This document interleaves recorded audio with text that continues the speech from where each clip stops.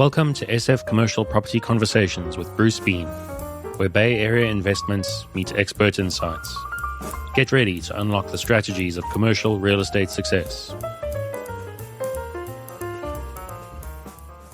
So today we've got Maxx Feldman with us. And Max, it's great to have you. I just want to hear a little history of how you go from chemical engineering to actually commercial real estate and becoming a syndicator. This is a fascinating story. So great to have you. Yeah, it's glad to talk with you. I know we've rescheduled a couple times, so awesome to be here. My story is if I can do it, I think anybody can do it. Chemical engineering is not so closely related to real estate. So I played baseball my whole life, as we were talking about, and I my goal was to play professionally, but at the same time, I loved chemistry, I loved math. And so it's like, well, what do you do with those? And the obvious answer, as everybody knows, is chemical engineering. And so as I was playing baseball in college, I was studying chemical engineering, ended up graduating, baseball didn't work out, and started working in the oil and gas field. And I really had a passion to getting into the business side, the executive side. So I started studying to go get my MBA. I was taking the GMAT. And, as I was doing that, I was thinking, well, is there something else that I could do while I explore that? Do I have to stay in oil and gas? And I have kind of this second family. They've generationally been in real estate here in LA. I grew up in Calabasas, spent 20 years of my life in LA, moved to New York and New Jersey and Louisiana for work and college. And so they were like, get into real estate. What are you doing? Get into real estate. And I said, okay, let me see if there's an opportunity for me. And one of them, kind of like a brother to me, introduced me to my now business partner. And at the time when we met, he said, I'm trying to grow my syndication business. He had been doing it for a couple of years, and you're trying to get into real estate. Why don't we do a 60-day trial, see how you like it, see how the fit is, see if this is something that we're going to pursue longer term. And here we are 8 years later, having, we own over 30 buildings throughout LA and continuing to grow the portfolio. So it wasn't my intention. I think people go to college, you're supposed to have all these things figured out. I didn't study real estate. I didn't get an education on real estate. I got, thrown into the deep end of it and figured out how to swim. Well, but I think, quite frankly, real estate is sort of like chemical engineering. You have to put the parts together and make the chemistry work and get everybody on the same page. So I think even though it's not a formal way of getting into real estate, it's certainly a great way to pursue it.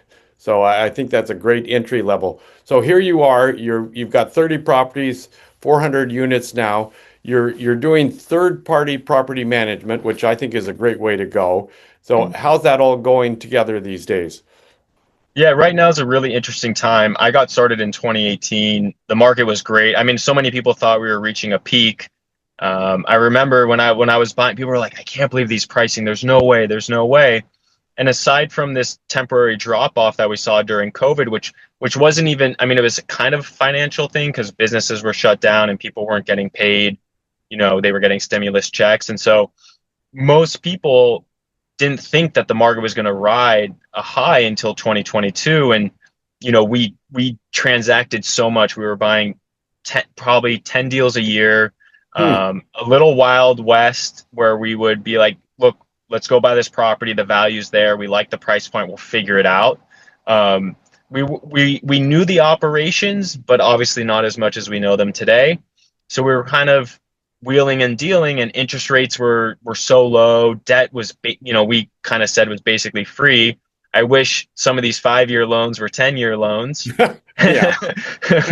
We thought 3.65 was too much, so we took 3.4. And, we'll get into that. And so, as in 22, when the Fed started to raise rates and treasuries followed, the market started to change, and that, now that we look back, that was the peak. I think, 3 years from now, everybody was saying survive through 25, and here we are in March, now April, it's April 1st, 2026. everybody's still trying to survive. I don't think the financial obstacles have left. We're still facing somewhat elevated interest rates. We're facing high insurance premiums, expensive repairs and maintenance costs. So there's a lot of headwinds. And, I'm kind of in this is my first, I've only been in the industry since 2018. And so this has been an interesting wave in the real estate cycle where, we rode up from 2018 to 22. And now here we are 3 years later, kind of hanging in this valley low point. And so where the first half of my career was really focused on growth and acquisitions and deal making, which we still do, the past 3 years has really been focused on strategic operations of the current portfolio. How can you keep these buildings afloat? How can you keep cash flow in place? How can you maintain quarterly distributions across the board? And so that's really, really what we focus on. I would say it's probably 90% of our time is focused on operations. So I'm curious, how many partners do you have in your syndication? So in terms of general partners, it's just my partner and I, Eliyahu. He started the company a couple years before I joined. We own a couple buildings as co-GPs. I would say of the buildings we own, it's maybe 5 of them are co-GPs, where basically we own maybe 50%, and then we have other people like us that own 50%. And then within all of our LLCs where we're the managers, we have LPs, limited partners, that are, anywhere from, let's say, $25,000 checks to $1 million checks. And they, make up a lot of our capital. We also have a lot of skin in the game. We invest in every deal. We make up between 10% on the low end of an LLC of an investment up to 90% of the capital. So we believe in these deals. We invest heavily. And so in terms of LPs, we have, I think it's somewhere around like 80, but not all of them are active. Some invested early on, some, have taken a break, or some just got started. So, and what they invest in. I mean, most of our deals are about the same, 5 to 30 units throughout LA. We've bought historically from long-term owners value add deals. And so they all kind of look the same, where we go in, do renovations, build ADUs, and then look to, refinance or sell once that process is complete. So I'm curious, are you still marketing your syndications? Or are you kind of leveled out right now with bringing in new partners? No, we're always looking. Yeah, we're always looking to bring on new investors. A lot of it has to do with what do we have available, but then also what is their appetite? What are people looking for? And I think, it's a big thing when I talk to people about investing is like, as an investor, you have to know what type of deal you're looking to invest in, what type of risk are you looking to take on, what type of return do you want, what market do you want to be in. And so, I've had investors that have invested with us, and they've also invested in other people's deals. And I tell them too, like, if you want me to look at it, I'll give you my opinion. Because not everybody wants to be in LA. Not everybody wants to be in apartment buildings. Not everybody wants to be in the value add space. Some want, stabilized cash flow deals. Some want triple net properties in the Midwest. So, but yeah, we're always looking to bring on capital that's looking to be in the apartment space in LA. LA has had a lot of headwinds, but the beach and the weather aren't going anywhere. And that's for sure. Yeah, pretty sure that's going to stay consistent. Yeah, no doubt about that. We believe in it. And the other reason why we believe in LA so much is the cost of home ownership still far outpaces the people's ability to afford the homes. And so people want to live here, and the only way they're going to do that is by renting. And so there's a supply problem here. Development has picked up in Koreatown and Hollywood and downtown, which, there's markets we own in those markets, but it's not heavily where we're invested. We're invested heavily, in Santa Monica, Venice, Mar Vista, like West Side near the beach, Silver Lake, Echo Park, and there's not that much development here. And if you look at, the application for new units in Los Angeles, it's one of the lowest, like, major cities in the U.S. And Oh, so wow. there's definitely there's a supply problem. Whereas we saw a lot of development when they rolled out what's called TOC, transit oriented communities, where if you were Right. close to public transportation, you got bonus densities to build more units. So if you could build 20, maybe now you could build 40. And a lot of people took advantage of that, but a lot of that has worn off. And so that we're very, very optimistic long term for LA. It sounds like you're investing in kind of nicer neighborhoods, vintage properties that have potential to upgrade and so forth. They've been owned for a long time by, say, a family or whatever, and now you can purchase them and upgrade them to kind of newer standards. Yeah, definitely. We're doing a lot of exterior stuff like painting, roof, landscaping. We are doing a lot of main electrical upgrades, which there's a lot of horror stories around LADWP and getting these electrical upgrades done. We do building repipes, Hmm. main lines, sometimes the sewer line in the units as well. And then we do apartment remodels. And a big thing that came out, it was a state law and city law around building ADUs, accessory dwelling units, and we've been able to add, somewhere around like 30 units to our portfolio just by Oh, building wow. ADUs. And it's not something, at least when we were buying some of these properties, obviously some happened after the ADU laws came out, but we've really been taking advantage of that to add value. But when we do that, there's kind of a couple things that we're looking at when we're building ADUs is number one, what's the parking situation at the property? Hmm. And is there viable street parking in that neighborhood? And sometimes the answer is no, and it's like, well, we're not going to build ADUs then because LA is still a car heavy city. People have cars for transportation. Even though Waymo's really taken off here, we have Yeah. so many Right. Waymos everywhere. Um, and then the other thing that we're weighing out is what's the net income growth by building ADUs. So Hmm. if you take away, let's say you have to take away parking, what's the delta? So like let's say you take away 5 parking spots and those were $100 each. That's minus 500, but the rent's going to be 2,500. So your net gain is 2,000. Well, what's Right. the construction cost to do Right. that? And if we can make, let's say, 10% on our money by doing that in cash flow, then we're saying that's a good investment choice. So these are things that we're looking at when we're deciding to build ADUs at properties. So I assume, based on what you're saying, that you have a construction team also kind of all set that goes in and works on your units. We use third party like general contractors. Neither of us are licensed. It's not. It's again something that we talked about, just like third party property management, bringing that in house. Like, should we bring construction in house? And we didn't think it was the best use of our abilities or our time. And we have amazing contractors that know how to deal with the city.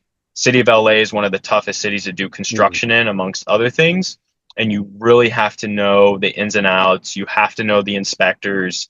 We have an amazing architect that has relationships with a lot of the plan checkers, so he's able to work with them to get things done to code and get them through the city as quickly as possible. So we've learned, and this is something that I've struggled with because I can be sometimes wanting to be in control so much, is learning how to delegate to the people that really have the strength to get these things done.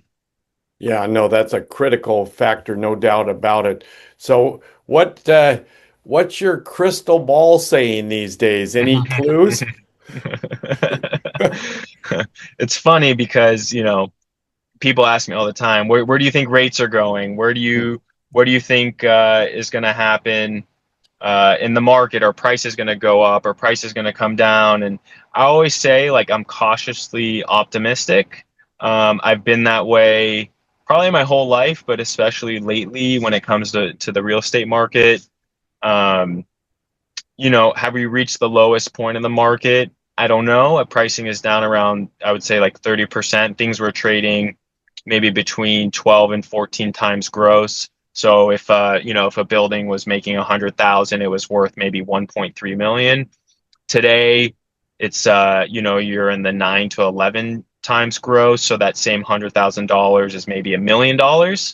Right. And do I think things will go lower? Possibly. I don't think rates will go up much from here. I do think we're trending down. I do think over the next couple of years the market should recover, but as you know, real estate moves slower, right? It's not like the stock market where day by day you're getting a new price point. Things take time to materialize, and we saw that happen as rates shot up so quickly. It took time because when you're dealing in real estate, you have a buyer and a seller on either end of the transaction, and both have to agree to the price and terms. And so it took sellers, time to adjust to the current market.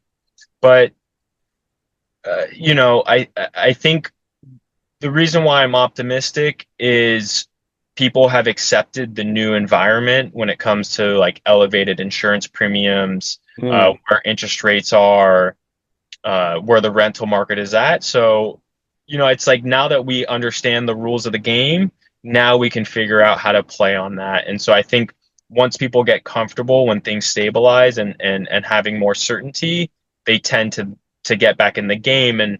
And as rates really shot up in 23 and through 24, so many buyers went to the sidelines. Hmm. Right. And specifically in LA, also there's a lot of regulatory uncertainty for apartment owners when you're Hmm. looking at code enforcement, when you're looking at um, the rent control laws. Like they just passed a law where in order to evict someone, um, if there was a past due balance, you could do it. Then they said, well, it has to meet the delinquent balance has to meet 1 month of the median market rent Oh, for like a wow. one bedroom. It was like $2,100. Hmm. Well, last month in March, they raised that to 2 months.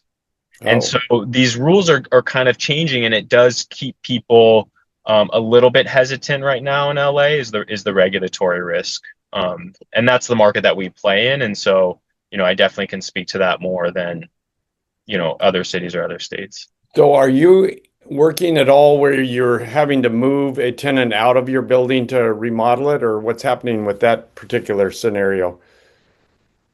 When it comes to wanting to do renovations, Yeah, yeah. yeah, as we get units vacant, again, we're heavily in the ADU space as well. So it's just case by case, building by building. The majority of our portfolio has been renovated. We, over the past 8 years, have spent a lot of money and time on doing construction to fix up these buildings. Obviously, we still have units that have yet to be renovated, but yeah, I mean, renovations, fixing up properties. It also, what we've seen is the more renovations that we put in now is saving a lot on repairs and maintenance later. So it really Oh, helps with operations. yeah. No, that's a critical factor, obviously, to get into that space for sure. Mhm. So it sounds like things are uh, optimistic a little bit in terms of the way the direction's going right now. So that's all good. You're going through your kind of first cycle, and who knows what when it'll start to go back up again. But it sounds like it's going to happen in a hopefully a shorter period of time. But we'll see. Yeah, a lot of people are hoping. And look, I think what's fortunate for us in our portfolio is that we timed the market very well without really knowing. We were able to refinance and get 5-year fixed debt as rates started to go up, which has kind of brought us through. I would say most of our loans are coming due probably 2027. Mm. Um, and so the other thing though is that as we started to see the market shift as rates went up and pricing was coming down, is that we were kind of shifting our focus from like this aggressive style to getting more fixed rate in place debt or buying different assets that were going to be able to hold us through, a potential downturn. And so it created a lot of stability in our portfolio and has fortunately reduced the headaches that we're facing today that I think some other operators may be facing. So I'm curious if you're using any AI in your process. If you call the back of a napkin AI, we'll take it. Okay, well, okay, yeah, that who knows, Yeah. whatever works. So We anyway, got Yeah, we do look, we use Excel, we have spreadsheets, we use, Google Sheets and Google Drive and stuff. AI hasn't really broken into our game. Um, there might be advantages that we're missing out on. We actually the one way that we're using it is our property management company uses Zoom AI to take notes while we're going over all of our properties, and then it sends us the notes after the meeting. Yeah. Um, yeah, real estate's this interesting game, and we'll kind of see how it unfolds. We're kind of the new school of the old school. Like we don't have filing cabinets for all our papers, um, Yeah. but but real estate historically has been a touch and feel, kind of more physical, kind of paper trail game. And so I know some people are using it to source deals and work on lead generation. But for us, in terms of managing the portfolio, there's something about like really being in the weeds and really being in the details that we haven't found a use of AI just yet. Yeah. Well, you're kind of at I'm sure the property management side and the construction side have better opportunities to use AI, but where you're focused is probably not terribly helpful. But I was curious, how are you marketing your syndication? Kind of word of mouth, or do you have a formal marketing program? Yeah, all of our investors are friends and family. I tell people if it's between the hours of 6 a.m. and 9 p.m., I'll probably respond. Otherwise, I'm asleep. And if I don't, you at least give me an hour during that time period to get back. But yeah, it's been nice because we're always a phone call away. We're not suit and tie guys, as you can tell. I'm currently in my car talking to you. We have a great relationship with all of our investors, and so that means phone calls, text, emails. We don't have a system to get through. And when it comes to marketing, we're normally reaching out to our, current investor base, warm intros, cold intros. We do have a website, which has details about, kind of how we operate, our current portfolio, the assets we own, assets that we've sold. And then there's also like an application that someone can fill out if they're interested in getting involved with us. No, that's fantastic. That's great, great information. Well, let's stay in touch because I think I want to know kind of when the market's starting to shift or what's going on, and that could happen in 3 months or 6 months. So it'd be great to talk again and see how the portfolio is going.